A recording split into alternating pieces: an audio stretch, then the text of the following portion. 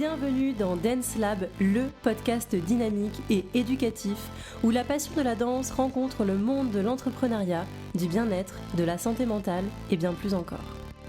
Des conseils, des histoires, des conversations captivantes avec des experts et des personnalités où recommandations et partage d'expériences enrichissent le quotidien des danseurs et pas que. Je suis Maïwenn Bramoulet, danseuse professionnelle aux multicasquettes, passionnée de danse depuis toute petite, ayant pour objectif de lever les voiles sur les fantasmes et les clichés du métier. En vous partageant toutes les facettes, les difficultés, les richesses et les challenges que ce métier comporte.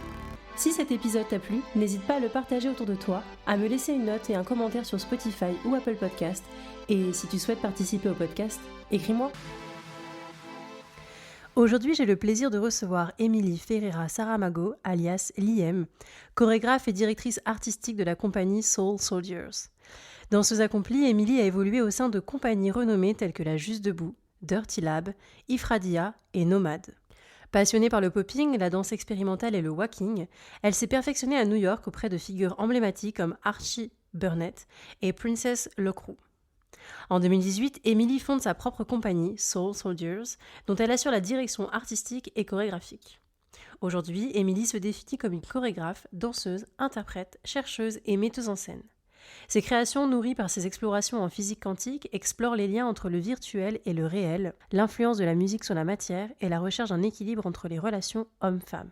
Fascinée par l'art numérique, Émilie l'intègre à ses pièces, mêlant harmonieusement danse, musique et chant. Prête à partager son parcours inspirant et ses réflexions sur la conciliation entre vie de maman et vie artistique, Émilie, enceinte de son deuxième enfant, nous promet un épisode riche en émotions et en découvertes. Salut Émilie! Coucou! Comment tu vas? Ça va et toi? Ça va très très bien, merci. Pour commencer, peux-tu nous présenter ton parcours en tant qu'artiste danseuse chorégraphe? Du coup, moi, je viens de Lorraine. J'ai commencé la danse en moderne jazz, comme beaucoup de petites filles, j'ai envie de dire. Classique, où je m'y plaisais pas trop parce que c'était un peu, pour moi, je pense, trop académique. Et du coup, je me suis vite orientée vers le hip-hop à 15 ans. Donc j'ai fait une école en Belgique où j'ai vu pour la première fois Street Dancer et ça tournait en boucle dans l'école avec Giacomo Belluti. Et après, j'ai fait le conservatoire quand même de Modern Jazz au Luxembourg parce que j'habite aux 3 frontières en fait, au niveau de la France, Luxembourg et Belgique. Et ensuite, j'ai commencé un peu à me chercher, j'avais envie de voyager, donc je suis partie à Londres. Et là-bas, j'ai fait un peu les écoles connues, notamment en hip-hop, en locking, etc. Donc j'ai commencé très tôt à donner des cours, à être prof, à 15 ans, même à Londres d'ailleurs.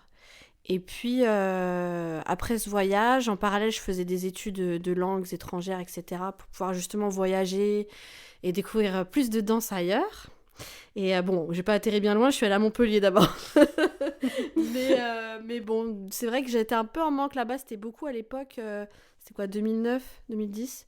C'était beaucoup dancehall plutôt, un peu hip-hop, mais plus les danses latines, etc. Donc j'étais un peu en manque de hip-hop. Et en fait, j'ai entendu parler, j'ai connu une fille là-bas qui était à la Juste Debout School. Et bah, du coup, j'ai passé l'audition, j'ai été prise, j'étais super heureuse. Puis c'était une nouvelle aventure qui commençait, quoi. Donc j'ai fait la Juste Debout pendant 3 ans. Donc la Juste Debout School avec Bruce Ikanji en direction.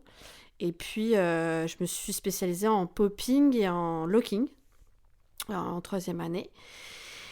Et dans cette 3e année, on pouvait choisir un stage. Donc du coup, j'ai demandé en fait à Archie Burnett, qui est un pionnier en vogue et en wack, et aussi à Princess Lockrou, du coup, qui vivent à New York, qui sont précurseurs de ces disciplines-là, de m'apprendre, de me former vraiment en intensif. Et parce que j'aimais le pop, mais j'avais pas forcément envie de popper comme ce qu'on m'avait appris, c'est-à-dire j'ai eu beaucoup d'hommes, donc c'était super intéressant. J'aime bien ce côté un peu viril et tout, qu'il peut y avoir un peu...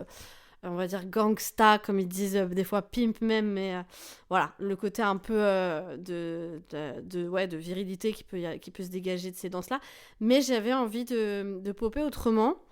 Du coup, Carl Ken Wang, il m'a posé une question, il m'a dit « Mais comment tu veux popper ?» Et j'ai dit « Bah, je sais pas, comme j'ai envie, même comme une meuf. » ou voilà, j'étais un peu dans ces carcans-là à l'époque. Et donc, je suis vraiment partie me baigner dans la culture vogue, wack, clubbing aussi beaucoup. Et après, je suis revenue à Paris et ça m'a bien motivée pour ensuite faire des créations. Voilà, j'ai eu vite le besoin de réunir plein d'artistes parce que je pense que au-delà du pop ou du wack, j'ai fait des balls, des battles, etc. Mais ce qui m'habite, c'est surtout le fait de, artistiquement, en fait, comment on peut se réunir et donc l'envie de le faire sur scène avec des artistes assez éclectiques. C'est pour ça qu'en 2018, tu as fondé ta compagnie Soul Soldiers. Ouais. Et comment tu décrirais justement ta vision artistique ? Alors, ma vision artistique, je la vois comme, pour moi, quelque chose de spirituel. Je peux pas vraiment la dissocier. C'est-à-dire que quand je suis dans une salle de spectacle, il y a une scène, pour moi, c'est un plateau du tout est possible, du champ des possibles, et où il y a de la magie qui opère, il y a un mystère qui se présente à des moments clés où juste tout le long, on peut distinguer voilà, quelque chose de mettre l'humain en avant comme ça sur scène, d'en découdre de plein de manières différentes. Je trouve que ça ouvre vraiment l'esprit. Donc c'est vraiment cette voie-là en tant qu'artiste et l'art en général que j'ai envie d'explorer, quoi. Tu as donné 2 mots-clés, notamment magie et humain. Et actuellement, tu es enceinte de ton 2e enfant, donc c'est quelque chose de magique. Comment as-tu vécu ta première grossesse ? As-tu ressenti une appréhension à l'idée de concilier vie de maman et carrière artistique ? Ouais, alors pour moi, j'étais déjà plus jeune, c'était il y a 6 ans. Je venais d'être intermittente, tout commençait un peu, j'étais dans les compagnies, avec Ifra notamment, et les autres compagnies que tu as citées. Et j'avais peur, à vrai dire, de me dire mince, je suis maman, et du coup, d'un côté, il y avait la joie de l'arrivée de l'enfant, et de l'autre, il y avait mince, du coup, on va m'oublier. J'ai commencé à faire des choses, est-ce que ça va quand même rester ? Est-ce que je vais pouvoir reprendre après ? Au final, ça s'est plutôt bien goupillé. C'est vrai que ça fait longtemps que je suis chorégraphe, on va dire. J'étais partie aussi à l'époque, même à mes débuts, vers mes 18-20 ans, où j'étais chorégraphe plus dans des hôtels-clubs, en fait. Mais c'était ma première expérience de chorégraphe, et au final, j'ai beaucoup aimé. Et après, bien sûr, ça s'est aiguisé autrement.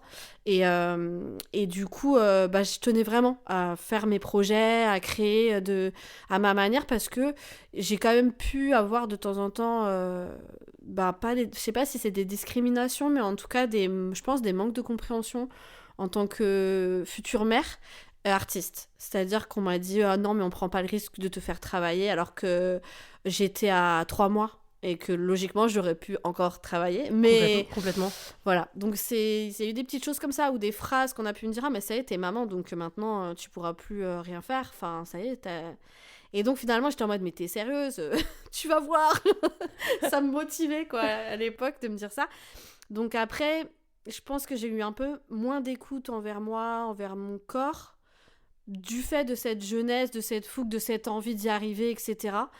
Et j'étais en saison, en fait j'étais chorégraphe tout l'été, donc je pense avoir fait quand même un déni de grossesse parce que mon ventre était plat jusqu'à 4 mois.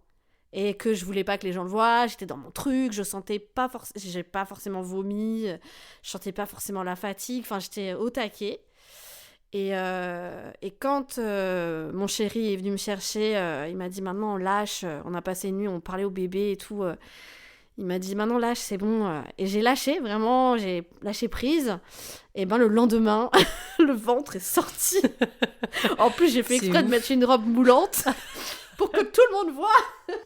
Non mais du coup les gens ils étaient waouh, enfin mes collègues de l'époque ils étaient choqués du contraste en fait voilà quoi qui s'est opéré. Et puis ensuite par contre après voilà je me suis vraiment mise plus dans cette expérience. Quand je dansais ça devenait vraiment quelque chose de plus spirituel. J'ai eu énormément de visions, j'ai eu énormément de ressentis, j'ai l'impression que mon intuition elle était décuplée. Et enfin voilà, ça m'a vraiment aidée après à donner vie quoi, à ce petit Zion. Tu parles de vision et d'artistique quelque part. Comment as-tu adapté ta pratique artistique à l'arrivée de ton enfant ? Et comment tu la prépares aujourd'hui à l'arrivée de ton 2e enfant ? Alors pour Zion, on avait déjà prévu une tournée d'été. Je me suis un peu projetée comme ça parce qu'en fait dans ma tête c'est si je veux faire un truc je le fais. Et souvent les gens quand j'en parle ils vont dire mais c'est compliqué, non? Et tout. Et moi, je suis, mais en fait, ça, c'est ta peur. Moi, je me dis que tout est possible. Et Complètement. puis, si jamais ça va pas, bah, on l'adaptera. Je veux dire, j'ai une amie, quand elle avait son bébé, il avait même pas 1 mois, je crois, c'est peut-être un peu tôt, mais elle a eu une tournée au Japon, elle est partie avec une nounou, elle est partie avec son bébé, quoi. Donc, quand il fallait l'allaiter, elle l'allaitait. Et je trouvais que c'était un super exemple, en fait.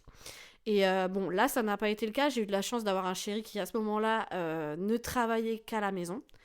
Et donc s'occuper de Zion pendant les 2 mois d'été. Donc c'est vrai qu'il m'a beaucoup manqué, parce qu'il est né en 2018, donc en janvier, donc il avait 6, 7 mois, 8 mois. Et donc voilà, mais j'ai fait ma vie, quoi. J'ai fait ma tournée, je me suis arrangée pour revenir. Après, évidemment, ce qui a facilité les choses, et ce que j'avais pas forcément conscience à l'époque, c'est que je l'ai pas allaité trop longtemps. Et ça a été quand même une frustration en tant que maman. Je l'ai un peu mal vécu de pas l'avoir fait longtemps. Mais en soi, je l'ai fait 2 mois et demi, on va dire. Mais du coup, pour reprendre le travail, c'est plus facile. Et je sais que quand il avait 1 mois et demi, déjà, j'étais déjà en répète, quoi. J'étais déjà en répète, on s'arrangeait, on s'organisait, avec la compagnie nomade et tout. Donc, franchement, j'ai repris vite, je pense peut-être trop vite. Et je me sentais capable de tout, quoi. Superwoman. Ouais, non, mais c'est ça. Alors qu'aujourd'hui, je me dis, là, la deuxième, déjà, c'est une fille. Bon, je sais pas si ça change quelque chose qu'aussi, j'ai 6 ans de plus. C'est clair que je me sens pas du tout pareil, quand même. Enfin, je sens que j'ai évolué autrement. Et du coup, c'est vraiment... j'espère prendre plus le temps. J'espère, en fait, arriver plus à adapter les choses, mais d'une manière plus confortable, où je suis plus présente avec elle quand même. Mais voilà, j'ai cet espoir de l'allaiter par exemple plus longtemps. Après, si ça se fait pas, c'est pas grave, il n'y a pas de frustration, faut accepter les choses. Mais si je pars du principe que j'aimerais l'allaiter plus longtemps, va falloir vraiment réfléchir à comment faire que ce soit assez fluide à ce niveau-là. Ton chéri t'a beaucoup aidé et a été très présent pendant ta première grossesse. Ça a été, j'ai l'impression, quand même plus facile pour toi à gérer ta vie artistique et ta vie de maman. Mais est-ce qu'il y a quand même des aspects de ton métier qui ont été plus difficiles à gérer en tant que maman?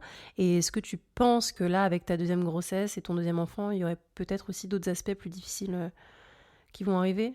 Oui, parce que du coup là, maintenant mon chéri il travaille énormément, donc c'est plus du tout la même dispo. Et puis, à la fois, je sais que j'avais pris beaucoup de poids, donc j'avais commencé à repasser un peu des auditions, et que je sais qu'à un moment donné, ça a dû un peu peser dans la balance pour que ça ne passe pas, en fait. Le fait de prendre du poids et tout, j'ai eu pas mal de kilos que j'ai eu du mal à perdre. Donc voilà, j'espère que ce sera pas trop le cas cette fois-ci.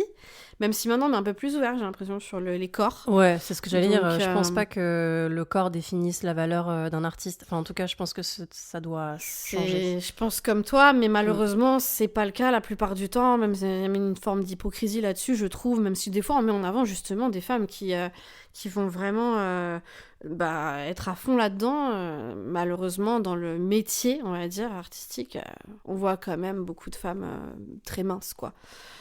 En tout cas, sur peut-être les plateaux un peu commerciaux, voilà, on met plus ça en avant, mais en espérant que ça change.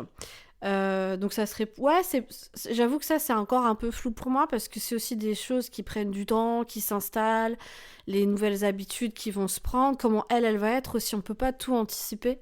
Et c'est ça comment moi je vais me ressentir, etc. Donc je pense que c'est comment arriver aussi à lâcher prise là-dessus. J'en suis pas encore là aujourd'hui, parce que y a l'appréhension de plein de choses, mais je pense que sur le moment, ça sera naturellement automatique, entre guillemets. Enfin, souvent, des fois, je me dis, je vais pas être prête à ça, et au final, c'est juste que c'est en moi, et que... C'est fluide.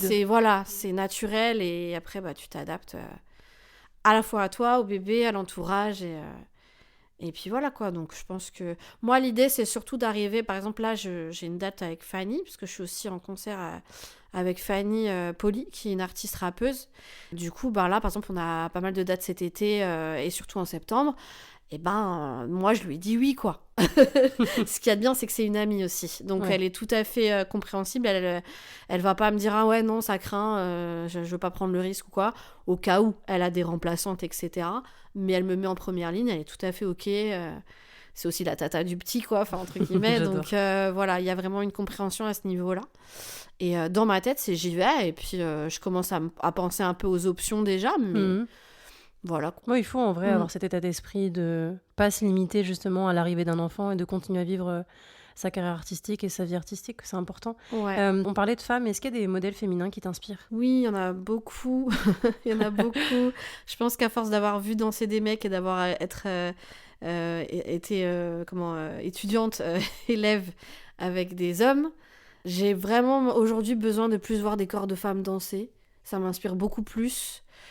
Déjà, les filles avec qui je danse, donc avec le projet Humaine qu'on a avec les filles, donc on est dans un projet de popping. Et puis les artistes que j'ai pu avoir, comme toi d'ailleurs, qui est venu danser pour Oui. moi à un moment donné. Bon, après, c'est vraiment, comme je le dis souvent, j'ai l'impression d'avoir vraiment beaucoup d'inspi, que ce soit historique, artistique. Il y a vraiment plein d'inspi autour de moi aussi chaque jour, dans mon entourage. Les mères, les tantes que je peux connaître, les femmes danseuses comme toi, qui sont aussi entrepreneurs, tu vois, aussi, qui sont de plus en plus indépendantes. Après, sur les réseaux, humoristiquement parlant, par exemple, j'aime bien Camille et Justine ou Camille Lelouch, enfin, des femmes qui sont quand même engagées aussi de manière féministe. Voilà. Après, en tant que danseuse, j'aime beaucoup Daphné Bianchi. J'aime bien parce que pour moi, elle a une danse d'énergie. Et ça a toujours été une inspi. Et après, Cynthia, Sonia, voilà, dans le popping. J'aime bien les gens qui sont pas forcément trop codifiés. Enfin, que quand tu les vois, même, par exemple, Soyuz en pop, j'aime beaucoup aussi parce qu'il il sort des cases, mais ça marche quand même. Donc c'est que il a vraiment sa patte, sa personnalité. Et Sadek, c'est plus le côté cinématique, mais en fait, ce qu'il fait avec ses bras, ce qu'ils font dans la forme symétrique et tout, et ben ça, c'est la cinématique. Donc c'est ce que tu disais dans ma présentation, en gros.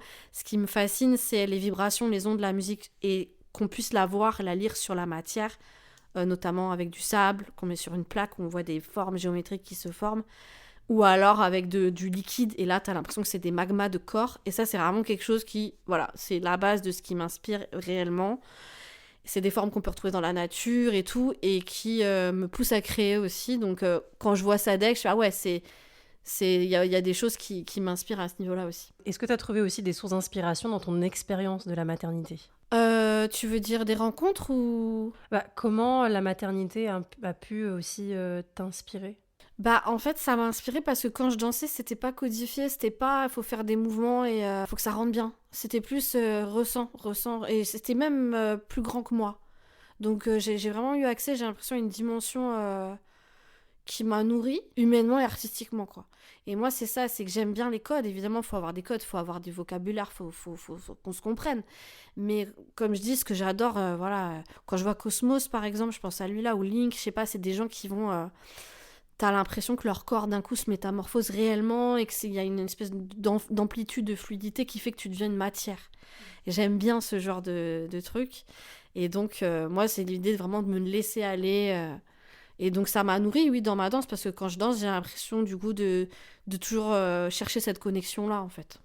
Je pense aussi que l'inspiration, ça emmène à la motivation. Ce sont, je pense, des énergies liées. Quelles sont pour toi tes sources de motivation? Aujourd'hui, c'est arrivé à vivre artistiquement, voilà, continuer de vivre de l'art. Et puis, en me posant des questions, justement, en tant que femme, dans le hip-hop, mais aussi au-delà, dans le monde. Enfin, c'est quand même une question rapport homme-femme qui me hante, j'ai envie de dire. Je sais pas si c'est le mot, mais qui, en tout cas, m'anime depuis des années. Et là, le fait d'avoir fait le projet Humaine, on a beaucoup discuté sur comment on se ressent, comment on voit le monde et tout. Et c'est vrai que dans la conclusion, on avait un peu toute la même. C'était pour nous l'éducation et l'art qui faisait que le monde peut potentiellement évoluer. Quand on a des enfants et qu'on vit dans ce monde-là, c'est pas évident. Du coup, moi, je suis en mode, ok, j'aimerais vraiment sensibiliser mes enfants à l'art, qui kiffent la vie. En fait, c'est juste arriver à capter la vie dans toute chose. C'est-à-dire, si t'as une passion, ça vibre. Garde ça. Peu importe dans quoi, juste privilégie la vie. Parce que même si ça va pas autour, ça va vraiment être ton moteur. Et voilà, et après je me dis, j'ai un plan, c'est d'aller me reculer à un moment donné à La Réunion, essayer de faire des projets, ou ailleurs, hein, je ne sais pas, mais voyager, essayer de faire des projets artistiques et puis protéger mes enfants comme je peux, quoi. Hmm. Même si je pourrais pas les protéger entièrement, c'est ma motivation. Et tu nous parles justement de ton enfant et de l'art. De quelle manière ton enfant influence-t-il ton travail aujourd'hui ? Zion, en fait, du coup, il a 6 ans. Et c'est vrai que lui et moi, on aime bien faire des échanges de danse, par exemple, tu vois. Donc, moi, je donne des cours. Il est là, il vient de temps en temps. Il n'ose pas encore venir vraiment faire le cours, mais il regarde, il observe. Donc, après, quand on échange à la maison, il me sort des trucs. Et je suis, ah ouais, d'accord. Pour moi, il a vraiment une fibre. Vraiment. Alors, on pourrait dire, c'est normal, t'es maman, t'es danseuse, t'as envie que ton fils danse. Ça peut. Mais pour le coup, j'ai envie de le laisser faire comme il le souhaite. Et c'est vrai que je trouve qu'il a vraiment un truc. Et en fait, depuis qu'il est bébé, moi, il m'a inspirée de fou.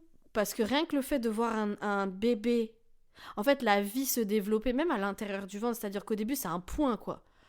Et qu'à un moment donné, tu vois l'évolution, tu vois les bras, tu vois les jambes qui commencent à se fixer, le corps qui commence... Enfin, c'est incroyable quand tu regardes ça en accéléré. Par exemple, tu as des vidéos sur YouTube. Moi, j'adore regarder soit une plante qui grandit en accéléré, ou un paysage, par exemple, avec les nuages ou quoi en accéléré, ou un enfant qui vraiment... Enfin, un fœtus, quoi, qui grandit à l'intérieur de toi. Et après, quand il sort, quel mouvement il fait, quelle énergie il a... Comment il fait pour se lever, ramper, se tenir debout. Et voilà. Et quand je vois aujourd'hui, en fait, quand j'ai regardé toutes les étapes, encore aujourd'hui, je suis encore à regarder ces étapes. C'est-à-dire, quand je le regarde, je regarde sa musicalité, j'entends ce qu'il fait, ou son attitude. Je trouve ça super inspirant, quoi. C'est la vie, quoi. Puis à l'époque, tu avais 2 bébés. Tu avais aussi la naissance de ta compagnie, Soul Soldiers. Donc c'est drôle aussi d'avoir ce côté où tu vois la vie en toi grandir et aussi tes projets grandir autour. Et à l'heure d'aujourd'hui, comment tu parviens à organiser tes temps entre tes différents rôles ? En fait, du coup, je décide de créer mes choses, de créer mes pièces. Et je me suis posée, notamment grâce au Covid, ok, qu'est-ce que tu veux dans ta vie ? Quel projet tu as envie de pousser pour que tu sois nourrie et humainement et artistiquement ? Et en alliant ta vie de maman. Le problème, c'est que le problème, c'est pas un problème parce que je pense qu'il y a plein de femmes qui le font. Je pense à Sarah Anash ou Johanna Faye ou Nala. Mais j'ai l'impression qu'elles sont quand même entrepreneuses, qu'elles ont leur truc quand même, quoi. Et je pense que ça peut aider. C'est mon avis. Mais après, je me demande ce que ça donne quand t'es que danseuse. Quand t'es que danseuse... Du coup, je l'ai pas vécu, ce truc-là, où je suis que danseuse et à la fois maman. Juliette, qui danse, pour Soul Soldier, le projet Humaine dont je parlais de popping, elle pourrait peut-être plus en parler, parce que elle note. Voilà. Après, elle est dans les débuts, mais bon, elle est un peu chorégraphe aussi, mais elle est plus danseuse, on va dire, en ce moment. Donc, ça serait intéressant de voir comment elle va faire de s'organiser. Mais c'est vrai que le fait d'avoir mes projets, de décider quand je les veux... Et même quand je demande des subventions ou des résidences, de dire des dates, ça aide. Après, moi, dans ma tête, le week-end, si possible, c'est pas de répète. C'est mes enfants, mon enfant, bientôt mes enfants. Le mercredi, si je peux. Voilà, j'ai mes moments où c'est sûr, les vacances, c'est important. De couper, c'est super important. Pour moi, en fait, le plus important, c'est la famille. Donc, même si c'était mes 2 bébés et que je sais que ça nourrit l'un et l'autre réciproquement, voilà, pour moi, il y a quand même ce truc de si, entre guillemets, je vais dans l'extrême du pire, mais si le monde s'écroule un jour, qu'est-ce qui reste ? Je vais peut-être danser, ça va être sympa, mais c'est ma famille, c'est mon cocon qui va rester. Donc, qu'est-ce qu'eux, ils peuvent faire ? Parce que je pense que la progéniture d'aujourd'hui, elle a besoin aussi de montrer que les grands, ils font de la merde, sérieux. Donc, il y a besoin d'évoluer autrement. Et donc, voilà, après, c'est vraiment un équilibre, je pense, à trouver en chacun. J'ai pas... Je pense que chacune... ce serait intéressant de savoir, justement... les expériences de chacune pour voir, peut-être même se donner des idées et tout ça. Ouais, complètement. Et là, tu as mis un peu en place comme des routines en te libérant, en gardant des moments pour toi et ta vie perso et privée les week-ends, pendant tes vacances. Mais est-ce que tu as mis en place d'autres routines ou est-ce que tu aurais des astuces peut-être pour aider les autres parents à concilier leur vie professionnelle et vie privée ? Moi, je sais que je suis assez rigoureuse parce que je suis aussi en administration sur la compagnie, donc je travaille aussi beaucoup là-dessus. Et c'est comment, justement, me donner des horaires, complètement. Après, ça se marie en fait entre temps à la maison ou au bureau, voilà, avec l'équipe ou pas, des fois seule, et puis d'administration pure. Donc à la maison et tout ça, ou alors des temps de répète, ou alors des temps de création, ou alors voilà. Et après, c'est comment je bénis l'agenda du téléphone, parce que c'est ma tête pensante aussi, je me note tout comme ça, Ouais. et puis j'essaye d'être rigoureuse sur les horaires, quoi. Mais dans tout ça, t'es pas toute seule, j'imagine que t'es quand même bien entourée. Quel est le rôle de ton entourage dans cet équilibre ? Eh ben, elle est importante parce que sans eux, j'aurais pas eu la force d'être là où je suis, je pense. Donc, plus ça évolue, plus je me dis... Après, voilà, c'est des choix de vie. J'ai fait le choix de vivre à Paris, de vivre ma vie de danseuse, artiste. Maintenant, j'ai rencontré quelqu'un, donc je suis maman. Donc, quand je reviens dans ma ville, dans l'est de la France, je me dis, ok, c'est plus moi, même si c'est moi, mais c'est pas là où je vis. Et c'est quand même un choix de vie que de ne pas être tout le temps à proximité de tes parents, de ton entourage, de tes amis d'enfance et tout. Mais c'est quand même très fort. C'est d'autres moments où quand tu rentres, bah, c'est intense parce que t'es pas mal avec eux, donc c'est différent. Mais c'est vrai que des fois, je me retourne un peu comme ça. Je me dis, ah ouais, j'ai pas vu qu'en fait, mes choix de vie font que je les vois moins. Mais on est beaucoup en contact. Et puis après, mes amis aussi, franchement... je fais vraiment attention à qui je m'entoure et tout. J'ai l'impression d'avoir vraiment des amis de qualité, enfin vraiment, qui m'aiment pour qui je suis et inversement. Et ça, je pense que c'est important parce que quand t'as des clashs, quand t'as des gens qui comprennent pas ci ou ça, bah t'as toujours d'autres personnes qui vont être là, t'inquiète, vas-y, continue. Et ça, c'est important. Je pense que sinon, je sais pas trop comment on tiendrait, quoi. Je crois que l'entourage, et il y a une phrase comme ça, les 5 personnes qui nous entourent sont la moyenne de qui on est. Je crois ouais, et c'est pour ça que c'est hyper important de faire attention à son entourage. Et tu parlais de choix tout à l'heure, de faire des choix. Est-ce que tu as dû faire des sacrifices pour mener de front tes 2 casquettes, de vie de maman et de vie artistique ? Bah, il y a des moments où je suis moins... En fait, je sais très bien, par exemple, quand je vois des amis comme toi, par exemple, je sais, tu vas travailler de 8h à minuit, tu vas être à fond. Je sais pas si je suis un bon exemple. Non, mais tu vois, c'est que du coup, t'as une rigueur du travail, ou Mich, par exemple, vu que sur Quantum Motion, j'ai pas mal collaboré, échangé avec lui aussi, personnellement. C'est un mec qui s'arrête jamais. Jamais, jamais. Donc, en fait... Il est aussi papa, hein. Mais voilà, moi je sais que j'ai ce côté où je suis hyper active. Par exemple, j'imaginais cette grossesse où j'allais rien faire, où j'allais me poser, ressentir mon enfant chaque jour. Et en fait, je m'aperçois que non, j'ai toujours besoin de bouger, j'ai envie que ça évolue toujours. Donc j'ai pas forcément réussi à, on va dire, calmer avant un petit moment. Maintenant, ça va mieux. Mais oui, non, après, je sais pas si c'est des sacrifices.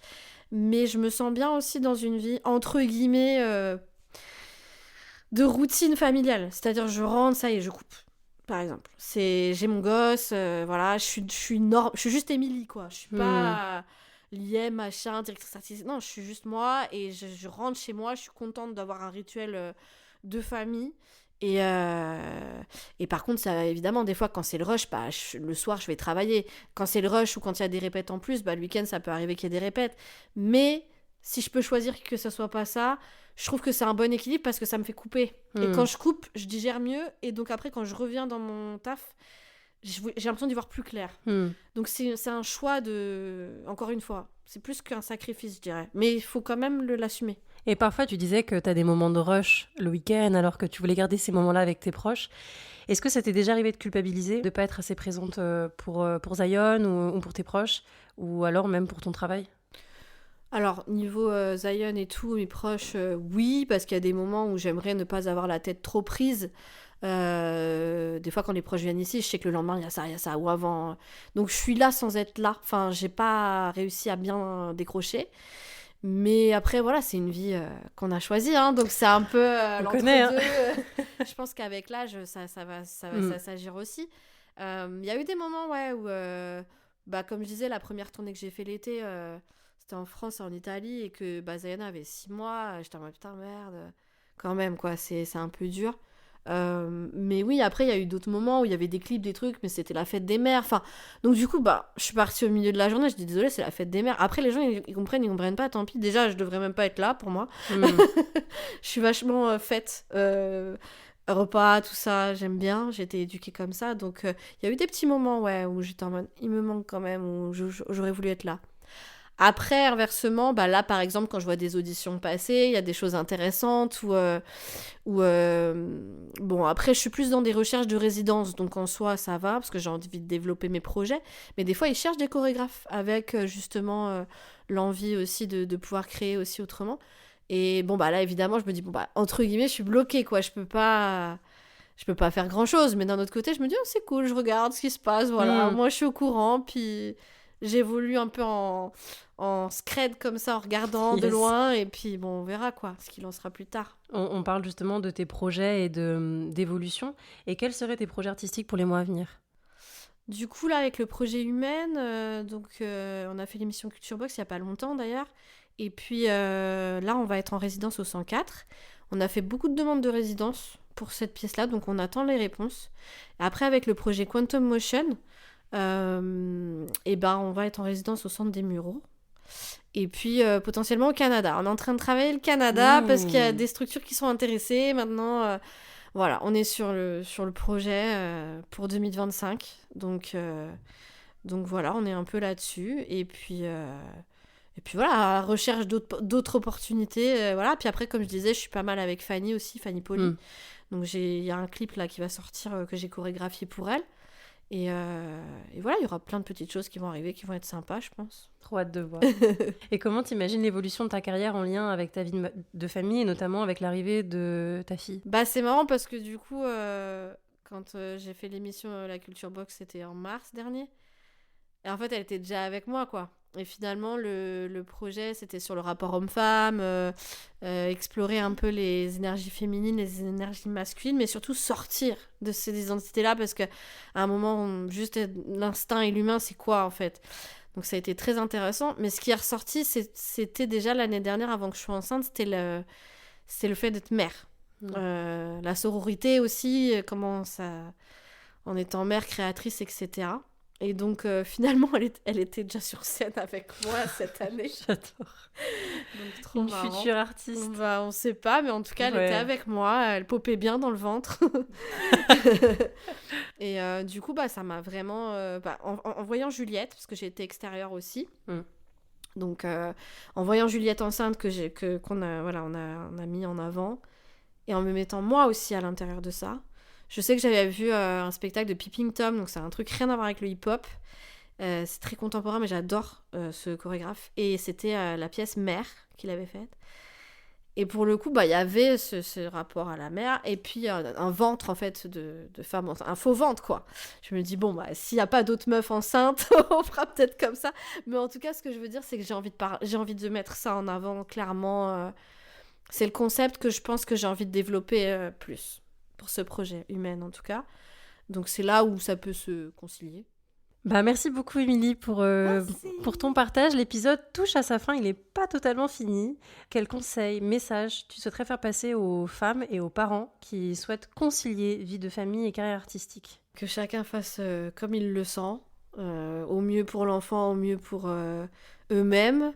Trouver son espace en fait en tant que parent et trouver son espace pour le dédier à l'enfant. Et puis voilà, comment trouver un équilibre. C'est mon mot en général, équilibre. Arrive à trouver l'équilibre dans tout. Et j'avais une autre question qui me paraissait aussi importante, c'est comment, pendant ta première grossesse, tu avais fait pour garder ton statut d'intermittent du spectacle? Bah, du coup, ça se fait assez facilement. Enfin, facilement. Non, c'est pas le mot. C'est encore une question d'équilibre. Et de parcours, parce que ça Oui. dépend. Il y en a qui galèrent, d'autres moins. Ouais. Mais non, moi, ça s'était quand même fait, on va dire, relativement vite. Ben, c'est qu'après, c'est bien organisé avec la sécurité sociale, finalement, heureusement. C'est ce qu'on disait tout à l'heure en off, mais qu'il y a vraiment ce côté où en France, on a de la chance en tant qu'artiste d'être rémunéré pour être artiste et tout. C'est vraiment pas tous les pays. Et donc... On n'a pas tous la même sécurité dans tous les pays. Et voilà, je pense qu'on a quand même de la chance d'avoir ce statut-là. Après, là, cette année, du coup, vu que je suis aussi en auto-entreprise, Je vais voir, parce que ça, je l'avais pas demandé. Il y a des choses, des fois, qu'on sait pas, comme tu disais pareil en off tout à l'heure, Ouais. mais il y a plein de petites choses qu'on sait pas et qu'il faut être sensibilisé, pas hésiter à s'informer au maximum. Moi, dès que je peux, je demande aux gens que je rencontre, ou s'il faut, j'appelle 3 fois la CAF, le Pôle emploi, ou 3 fois la sécurité sociale, je demande des rendez-vous physiques au possible, j'envoie des lettres de recommandés. Enfin, je pense qu'il faut être quand même... En fait, la France aide beaucoup, mais il faut quand même être bien armé parce que tu peux vite te faire avoir si t'as pas réagi à temps ou si t'avais pas assez de notions avant. Parce qu'il faut quand même un montant de cachet, il faut faire attention. Ouais, au nombre d'heures. Pour la première grossesse avec Zion, au début j'ai cru que j'allais pas l'avoir, finalement ça a été, mais ils m'ont fait flipper parce que voilà, il fallait revenir en arrière, truc. Et ouais, il faut un nombre d'heures sur l'année Précédente. écoulée, voilà, et ou sur les 3 mois précédents ta dernière date travail. Enfin voilà, c'est des trucs à savoir, mais De toute façon, ça c'est un sujet, je pense qu'on abordera aussi dans le podcast parce que c'est important de le savoir pour les parents qui veulent, enfin les femmes surtout qui veulent pas garder leur intermittence tout en étant maman, quoi. ouais. Là, on va voir comment ça va se passer, mais j'ai mon amie Juliette, justement, qui... Ça s'est très bien passé pour elle. Ça a été... ça s'est bien passé, c'est bien goupillé apparemment, donc pour d'autres femmes enceintes que je connais aussi. Ouais. Enfin, je pense qu'il faut pas avoir peur de ça, parce que ça a l'air d'être OK. Voilà. Bah merci beaucoup Liem Oui, pour, merci à pour toi, ton Maïwenn. partage. Je te souhaite vraiment le meilleur dans tes projets perso, pro. Merci. Et j'ai hâte de À toi rencontrer ta petite fille. Oui. Salut! Bisous, bisous. Bisous bisous!